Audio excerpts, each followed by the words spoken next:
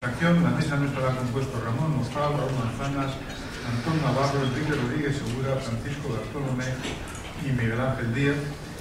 Hemos hecho 6 preguntas directas, una al público, nosotros al público, en concreto a Luis Gutiérrez de Soto, y hemos contestado 12 preguntas del público.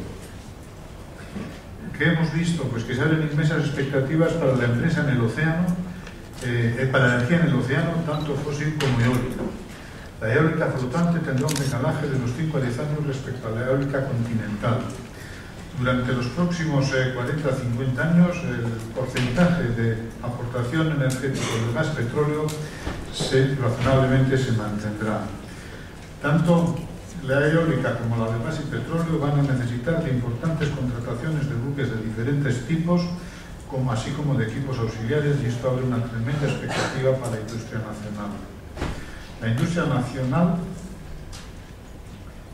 pudiera estar bien posicionada para enfrentarse a este reto. Se plantea temporalmente o tangencialmente el posible uso de que nos comportemos como maquileros, lo cual ha salido también en esta mesa, y esto sí que es un riesgo grande. Hemos perdido muchísima potencia de conocimiento en el sector. La gran diferencia entre la industria del océano, gas y petróleo, y la eólica es la serie.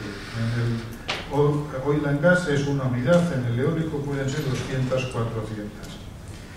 Se pudiera necesitar del orden de 300.000 metros cuadrados para poder dotar de una buena infraestructura para poder producir las series eólicas. España pudiera no estar en una de las mejores coordenadas geográficas para disponer de un hub de tipo logístico para la industria eólica. El desarrollo de la eólica offshore se sustancia en el gas petróleo offshore. Para el año 2020 se necesitarán o estarán ya disponibles en el mercado del orden de 40 gigavatios de potencia en Europa, de los cuales España aportará 3.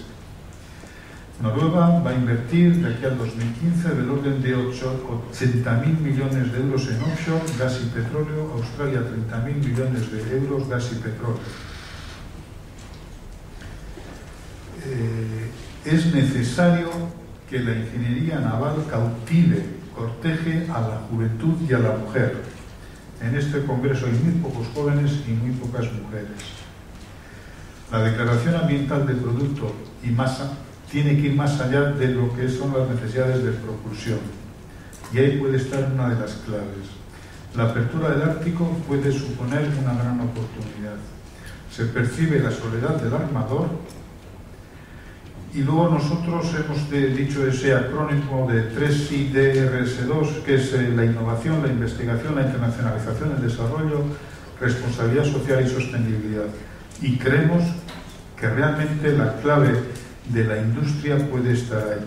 Como puede estar en otro algoritmo, que es las personas del cliente más las personas de la red de las empresas, elevado a su talento, igual a solución sabia. En el sector, y a tenor de lo que yo he escuchado esta tarde, y este es un juicio particular, falta mucha atención de emoción y talento de las personas, y nos falta cierto grado de sabiduría. Y si estamos con la sabiduría, nuestro sector no va a precisar, no debe de precisar de tanta ayuda de las administraciones. Tenemos que ser un sector que camine por sí mismo.